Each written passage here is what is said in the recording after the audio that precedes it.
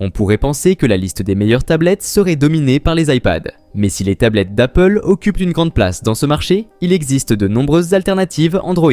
Nous devrions le savoir car nous avons testé toutes les tablettes de cette liste et savons donc comment elles se comportent les unes par rapport aux autres, même si les comparaisons ne sont pas toujours évidentes. Chaque tablette est un excellent appareil pour naviguer sur le web, diffuser des vidéos et jouer à des jeux sur un écran plus grand pour voir tous les détails.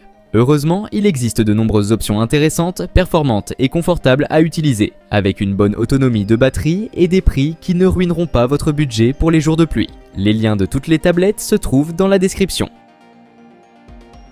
La plupart des technophiles achètent une tablette comme une alternative utile à un ordinateur portable qu'ils peuvent transporter partout, pour travailler comme pour se divertir. Tout au long de notre test, la Lenovo Yoga Tab 13 a montré toute l'étendue de ses talents en faisant office d'écran secondaire desservant un PC professionnel.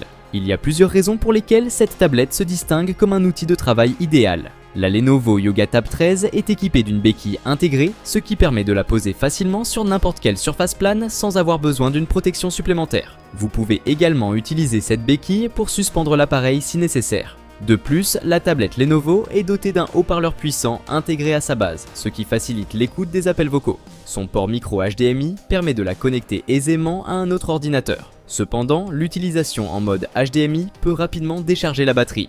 Il est donc recommandé de brancher la tablette en même temps via le port USB-C. Comme ce dernier est situé à l'opposé du port micro HDMI, la mise en place de la configuration tablette PC portable peut parfois être un peu lente. Pour vos moments de détente, la Lenovo Yoga Tab 13 brille également.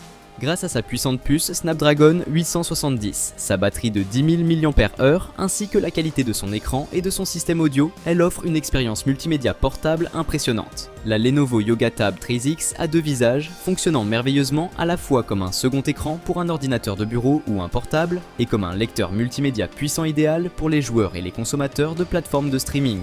Avec sa béquille intégrée, sa grande batterie, son écran qualitatif et son système audio exceptionnel, elle offre un confort de haut standing, et ce, malgré quelques petits défauts de conception.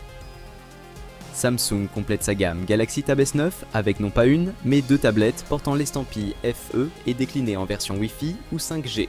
La Galaxy Tab S9 FE propose à tarif contenu l'essentiel de l'expérience Tab S stylet inclus. De quoi la préférer à la Galaxy Tab S9 classique. La Galaxy Tab S9 FE constitue le modèle le plus abordable de la gamme Tab S, mais aussi le plus compact avec son écran de 10,9 pouces. L'appareil s'appuie sur une formule assez convenue, embarquant un écran LCD pour limiter les coûts. Une puce Exynos 1380 déjà mise à l'épreuve au sein du smartphone Galaxy A 54 5G, une batterie de 8000 mAh et un stylet, certifié IP68 comme l'est la tablette. Comme la Tab S7 FE ressemblait beaucoup à la Tab S7 classique, la Galaxy Tab S9 FE paraît semblable à la Tab S9. Toutefois, c'est dans les détails que l'on perçoit la différence. Malgré des points communs notables, le corps de l'appareil est lui aussi conçu en aluminium et conserve la certification IP68 qui fait la spécificité des tablettes de Samsung en 2023. Un matériau solide et léger, même si ce modèle l'est moins que la Tab S9. Ce sont finalement des différences assez ténues qui séparent la Galaxy Tab S9 FE de la Galaxy Tab S9 classique. La tablette de Samsung opère de petites concessions, un peu moins puissantes, notamment sur le plan graphique, elle perd l'afficheur OLED de sa consoeur et se contente d'un taux de rafraîchissement de 90 Hz. Ceci étant, avec son boîtier à la finition irréprochable, son S Pen pratique, son écran lumineux, son stockage extensible et surtout sa très bonne autonomie, c'est une tablette très complète qui pourra servir aussi bien à se divertir qu'à travailler à l'aide du mode DeX. Si elle ne change pas drastiquement la donne par rapport à la Tab S8 Ultra de 2022, la Galaxy Tab 9 Ultra fait état du savoir-faire de Samsung sur le marché des tablettes. Mais est-elle suffisamment bonne pour prétendre remplacer complètement l'expérience qu'offre un PC ? Vous vous souvenez des imposantes dimensions de la Galaxy Tab S8 Ultra ? Eh bien, gardez-les en tête puisque cette Galaxy Tab S9 Ultra en est une fidèle reproduction. Même encombrement pour un poids toutefois supérieur d'environ 10 grammes, 738 grammes sur la balance. Le design évolue légèrement, puisque l'on repère au dos des modules photo intégrés de la même manière que ceux des smartphones de la gamme Galaxy S23. Mais globalement, Samsung ne bouscule pas la donne si on compare son modèle à celui de l'an dernier. De fait, nous vous invitons à vous référer à notre test du modèle précédent, pour en savoir plus sur l'ergonomie de cette Galaxy Tab S9 Ultra. La dalle de la Galaxy Tab S9 Ultra affiche la même diagonale que le précédent modèle. On retrouve ainsi un bel écran de 14,6 pouces qui adopte la technologie Dynamic AMOLED X2 à la place du Super AMOLED, promettant de meilleurs contrastes. Ce que nous ne manquerons pas de vérifier juste en dessous. Pour le reste, le rafraîchissement adaptatif est toujours à 120 Hz et la compatibilité HDR10+ reste au menu. La Galaxy Tab S8 Ultra faisait déjà office de référence lorsque l'on parlait de puissance dans le paysage des tablettes Android.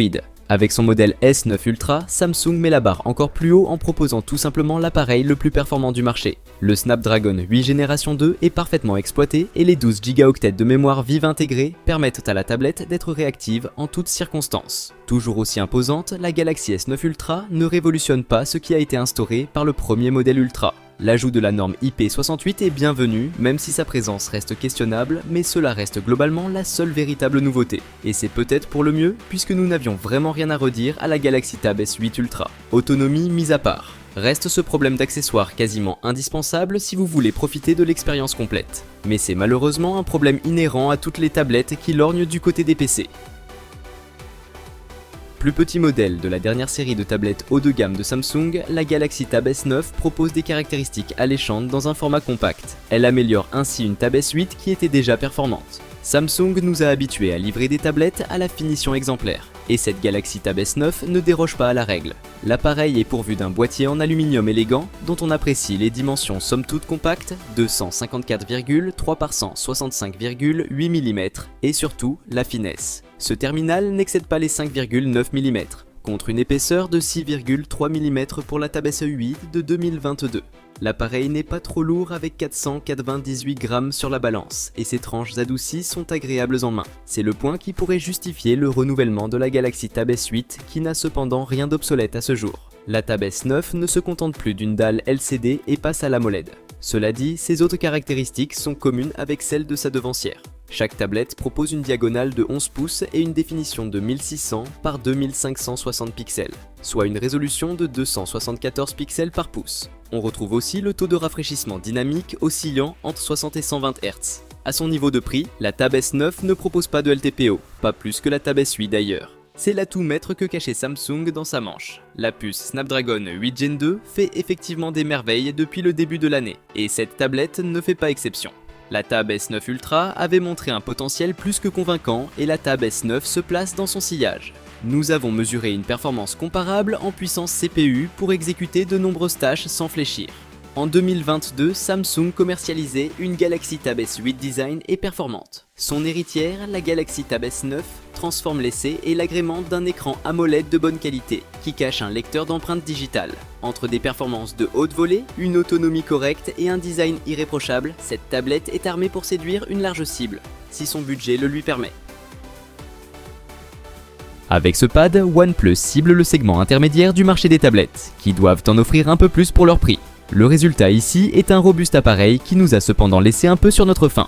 On connaît surtout OnePlus pour ses smartphones dans le solide segment caractérisé par de bonnes spécifications proposées à un prix quelque peu plus abordable que les top marques. Or il s'agit là d'un marché très dense, et donc l'entreprise chinoise s'affaire depuis un petit temps déjà à étoffer un tant soit peu sa marque. Sont par exemple venus s'ajouter entre-temps des produits audio et des téléviseurs, qui doivent tous faire partie de l'écosystème OnePlus One. Un peu à la manière d'Apple ou de Samsung, mais à une échelle inférieure, du moins provisoirement. La tablette présente un joli écran à diagonale de 11,61 pouces. Son rapport est assez unique, 7/5, ce qui est spécifique selon le porte-parole de OnePlus, pour offrir une bonne lecture sur un écran plus grand. La résolution de cet écran LCD est de 2800 sur 2000 pixels avec un taux de rafraîchissement jusqu'à 144 Hz que la plupart des applis n'atteignent cependant pas. Dans la pratique, il s'agit d'un bel écran aux couleurs vives. Sous le capot moteur, on trouve le processeur MediaTek Dimensity 9000 à 8 cœurs. On découvre plus souvent des puces Mediatek dans les téléphones Android, comme chez Samsung en tant qu'alternative au plus connu Qualcomm Snapdragon.